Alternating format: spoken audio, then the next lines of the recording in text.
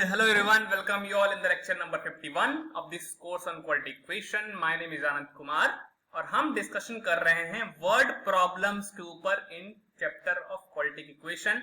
ये आखिरी टॉपिक है हमारा और इसके ऊपर कुछ सीरीज ऑफ वीडियोस हम करेंगे जिसके अंदर डिफरेंट टाइप्स के प्रॉब्लम करेंगे, चाहे वो नंबर्स वाले प्रॉब्लम्स की बात हो, चाहे वो एज रिलेटेड प्रॉब्लम्स की बात हो।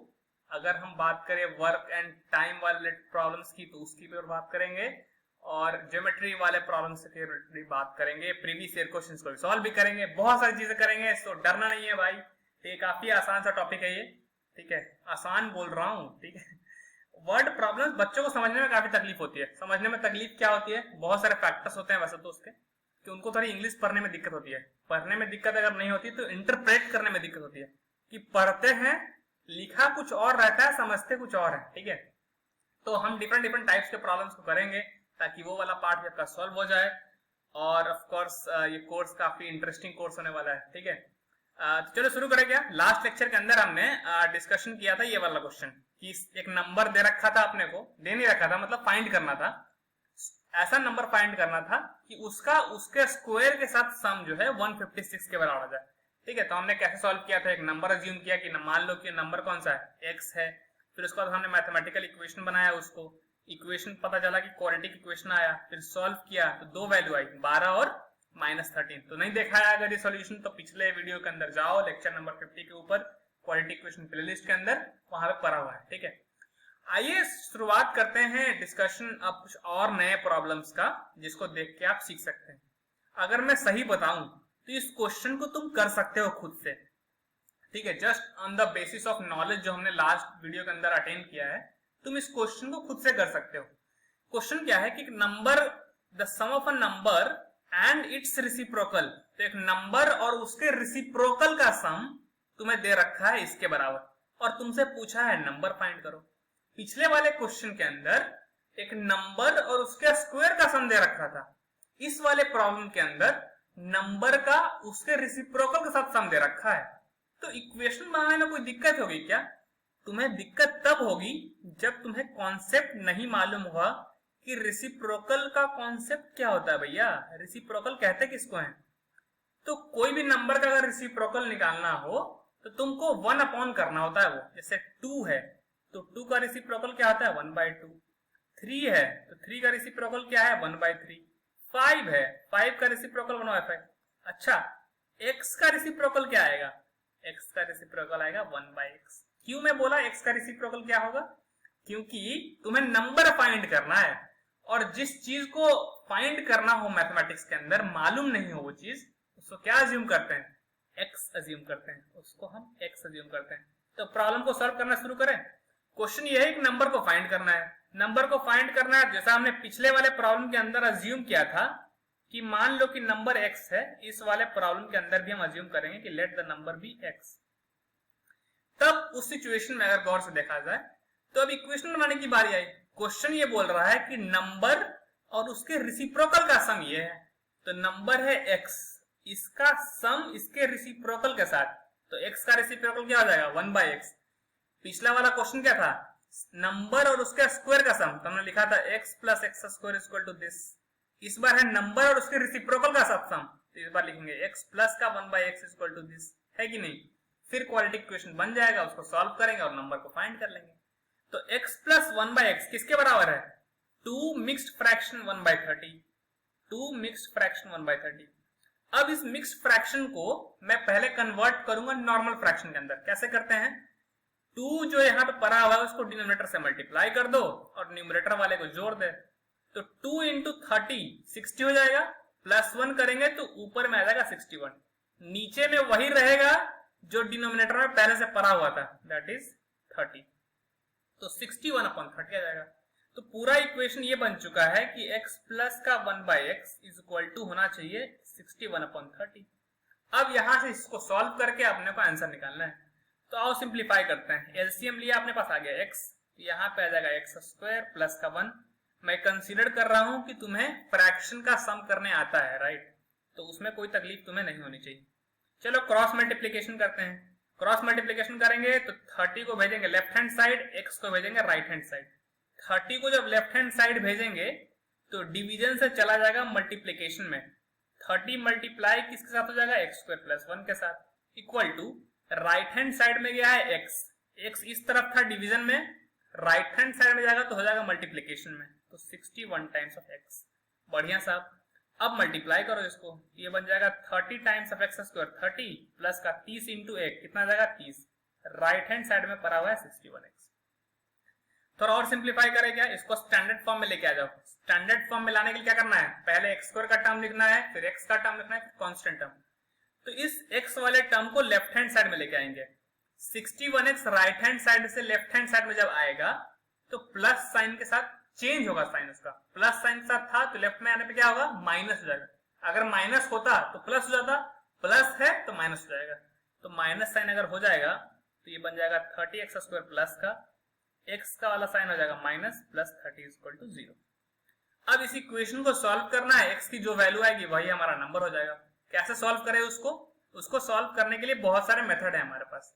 कौन से वाले मेथड सॉल्व करें, लास्ट प्रॉब्लम हमने सॉल्व किया था क्वाड्रेटिक फॉर्मूले का यूज करके, इस बार चलो डिफरेंट ट्राई करते हैं। इस बार हम सॉल्व करेंगे इसको फैक्टराइजेशन मेथड से, ठीक है। तो फैक्टराइजेशन मेथड क्या बोलता है, फैक्टराइजेशन मेथड ये बोलता है कि कोफिशिएंट ऑफ एक्स स्क्वायर और कांस्टेंट टर्म को मल्टीप्लाई करो और उसके मल्टीप्लिकेशन के हेल्प से फैक्टर जनरेट करो, और फिर जो फैक्टर्स आए हैं उसकी हेल्प से किसी तरह से दो ऐसे नंबर ढूंढो जिसका सम 61 आ जाए, ठीक है। तो 30 into 30, coefficient of x square 30, constant term है 30, तो 30 इंटू 30 कितना आ जाएगा, 900 आ जाएगा साहब। अब इस 900 को अपने को फैक्टर करना है और उसकी हेल्प से दो ऐसे नंबर जनरेट करने हैं जिसका सम 61 किसी तरह से जनरेट हो जाए भाई, ठीक है। तो चलो आओ फैक्टर करते हैं। तो 2 लगाएंगे सबसे पहले, तो 2 से लगेगा 450, फिर लगाएंगे 2 से तो आ जाएगा 225, आते हैं 3 सेकंड लगेगा क्या, लग सकता है क्या, डिजिट का सम देख लो, 5 प्लस 2 प्लस 7 प्लस 2 9, तो डिजिट का सम 9 आया जो कि डिविजिबल बाय 3 है, तो 3 से कैंसिल आउट हो जाएगा।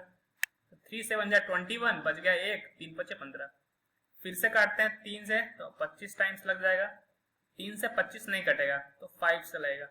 तो ये इसका प्राइम फैक्टराइजेशन हो गया।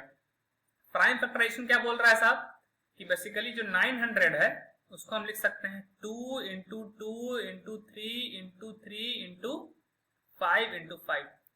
अब अगर मैं पहला 3 को कंसीडर करूं तो 2 2 चढ़ती है 12 आएगा, तो एक नंबर आएगा 12, और नीचे वाले अगर मैं 3 को कंसीडर करूं तो 5 5 25 75। क्या 12 और 75 की हेल्प से हम 61 जनरेट कर सकते हैं क्या, नहीं कर सकते, क्योंकि अगर एडिशन करोगे तो 90 नहीं 87 आ जाएगा, सब्ट्रैक्शन करोगे तो आएगा तुम्हारे पास 63, तो लेकिन हमें 61 चाहिए, तो ये तो नहीं हो पाएगा। तो चलो दूसरा कॉम्बिनेशन ट्राई करते हैं, अपने को थोड़ा एक नंबर और बढ़ा लेते हैं। अगर हम बढ़ा ले 2 दूनी 4 चढ़ती है 12, 12 दी 36 आ जाएगा, 36 और बचेगा 25। क्या 36 और 25 के कॉम्बिनेशन से हम 61 जनरेट कर सकते हैं क्या? गौर से अगर देखोगे तो सम करने पे कितना आ रहा है, 6 5 11, 3 2 5 1 6, बिल्कुल 61 जनरेट कर सकते हैं। 36 और 25 की हेल्प से हम 61 जनरेट कर सकते हैं। तो आओ इस इक्वेशन को सॉल्व करते हैं।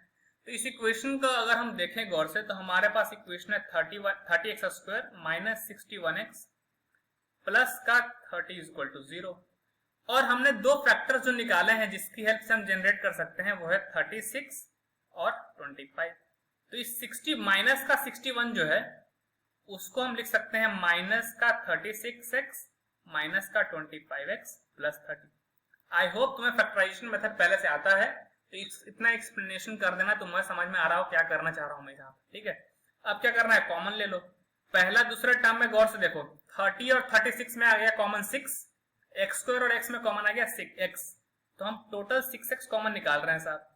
जब पहले वाले नंबर से 6x कॉमन निकालोगे तो 30 में से 6 निकाल लिया, बचा कितना 5, और एक्स स्क्वायर में से x निकाल लिया तो बचा कितना x, माइनस 6x निकाल लिया है, 36 में 6 निकाल लिया तो बचा कितना 6। अच्छा जी, ये तो हो गया।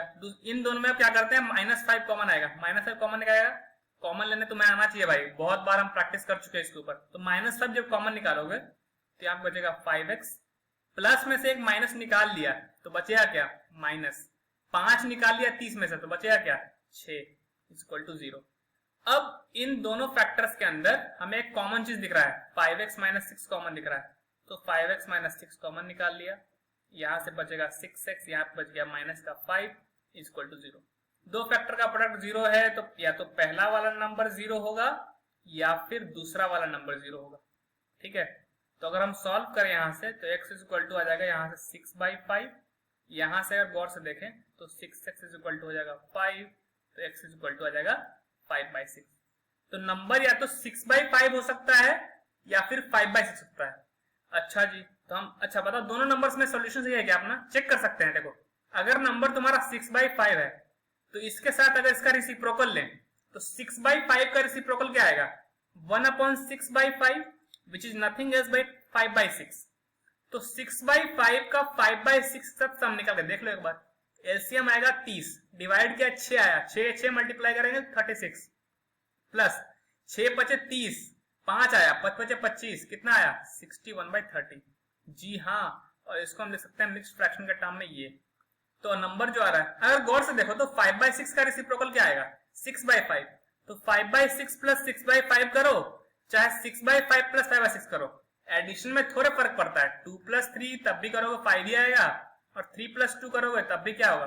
5 ही होता है कि नहीं? तो एडिशन का तो ये लॉ ही है, तुमने बच्चों ने पढ़ा होगा। ठीक है, अच्छा जी, तो मतलब हमारे नंबर्स कौन कौन से हो सकते हैं? हेंस नंबर्स आर, ठीक है, या तो तुम्हारे 5/6 होगा या फिर इधर और का यूज कर रहा है, थोड़ा सा इंग्लिश भाई थोड़ा फ्लेक्स कर रहा है। ठीक है, तो नंबर्स आर नहीं, इधर के साथ हम इज यूज करेंगे, तो इरेज कर देते हैं। ठीक है, तो नंबर या तो 5/6 होगा, ठीक है, नंबर इज 5/6 और 6/5। तो ये हमारा सॉल्यूशन हो गया। अच्छा जी, क्या इस प्रॉब्लम को उस तरह से कर सकते हैं क्या? इस प्रॉब्लम में पूरा डिटेल में सॉल्व नहीं करने वाला हूं, सेम प्रॉब्लम है बट बस वैल्यू बदल दी गई है यहाँ पे, वैल्यू। तो नंबर तुम्हें फाइंड करना है, तो नंबर मान लो फिर से x है, तो नंबर अगर x है तो उसका रेसिप्रोकल के साथ सम दे रखा है, तो उसका रेसिप्रोकल क्या आ जाएगा? सेम 1/x, इसके साथ सम दे रखा है 65/8। तो क्या ये कर सकते हैं क्या? फिर से एलसीएम लेंगे तो ये बन जाएगा x² प्लस का 1, पिछले वाले प्रॉब्लम की तरह है, बस वैल्यू चेंज कर रखा है उन्होंने। क्रॉस मल्टीप्लाई कर दो तो 8 लेफ्ट हैंड साइड में आएगा, x राइट हैंड साइड में आएगा, तो ये बन जाएगा 8 टाइम्स ऑफ x² प्लस का 1, और यहाँ बन जाएगा 65 टाइम्स ऑफ x। सिंप्लीफाई करो इसको थोड़ा, 8x² प्लस का 8 आ जाएगा यहाँ से, ये बन जाएगा 65x। x वाले टर्म को लेफ्ट हैंड साइड में लेके आएंगे तो माइनस साइन साथ आ जाएगा, प्लस 8 इक्वल टू 0। अब इस इक्वेशन को सॉल्व कर दो, x की वैल्यू निकाल लो। कैसे करेंगे साहब इसको? चलो दोनों तरीके से कर लेते हैं। फैक्टराइजेशन मेथड अगर गौर से देखा जाए तो कांस्टेंट टर्म है 8, कोफिशिएंट ऑफ x² भी है 8, तो 8 इंटू 8 कितना आ गया? 64। 65 बनाना है, 64 है पहले से, तो एक फैक्टर एक ले लेते हैं अलग से ना, है कि नहीं? एक अलग से ले लेते हैं, तो हम लिख सकते हैं 65 को minus 64x minus x plus 8 equal to 0। पहले दोनों में कॉमन निकालो, 8x कॉमन दिख रहा है क्या? 8x कॉमन निकालोगे तो आएगा पहले से 8, है ना, x आएगा कॉमन, सॉरी x आएगा कॉमन, और 64x में से अगर 8x निकाल लोगे तो बचेगा माइनस का 8। ये तो पहले से ही माइनस कॉमन निकाल लोगे तो x माइनस 8 बन जाएगा। जी हाँ बिल्कुल, तो यहां से गौर से देखोगे तो इन दोनों टर्म्स में x माइनस 8 कॉमन दिख रहा है, कॉमन निकाल लो तो बन जाएगा 8x माइनस का 1 इक्वल टू 0। दो नंबर्स में से कोई भी 0 कर दो, या तो x की वैल्यू 8 होनी चाहिए या फिर x की वैल्यू 1/8 होनी चाहिए। अगर गौर से देखोगे तो 8 अगर आंसर है कि नहीं, तो 8 प्लस 1/8 कितना आता है? एलसीएम आ गया 8, 64 प्लस 1 कितना आया? 65/8। तो हमारा आंसर क्या है? सेव। इस तरह से ये वाला नंबर भी हो सकता है, क्यों? क्योंकि इसका रेसिप्रोकल लोगे तो 8 आ जाएगा, तो 8 प्लस 1/8 करो चाहे 1/8 प्लस 8 करो, कोई फर्क पड़ने वाला है नहीं। तो ये दो प्रॉब्लम्स हैं। अच्छा, इसी इक्वेशन को हम डिस्क्रिमिनेंट वाले सॉल्व कर सकते हैं क्या? ये तुम्हारी ड्यूटी है साहब, कि 8x² माइनस का 65x प्लस का 8 इक्वल टू 0 है, तो डिस्क्रिमिनेंट निकालो, b² माइनस का 4ac, b आएगा 65 का स्क्वायर भैया, माइनस 4 इंटू 8 करो, ये वैल्यू निकालो, इसके बाद रूट डी कैलकुलेट करो, फिर क्वाड्रेटिक फॉर्मूला यूज करो, minus B plus minus root D upon कितना? 2 है। यहां से भी वही दो वैल्यूज निकल के तुम्हारे सामने आ जाएगा। तो ये तुम्हारा रहेगा होमवर्क प्रॉब्लम, जिसका डिस्कशन मैं नहीं करूंगा क्योंकि यहाँ पे कुछ नहीं करना है, बस मैथमेटिकल कैलकुलेशन करना है। तो आज के वीडियो के अंदर हमने डिस्कशन किया कैसे करेंगे उस प्रॉब्लम को जहां पे एक नंबर और उसका रेसिप्रोकल का सम दे रखा हो। मिलते हैं अगले वीडियो के अंदर with some new problem brother.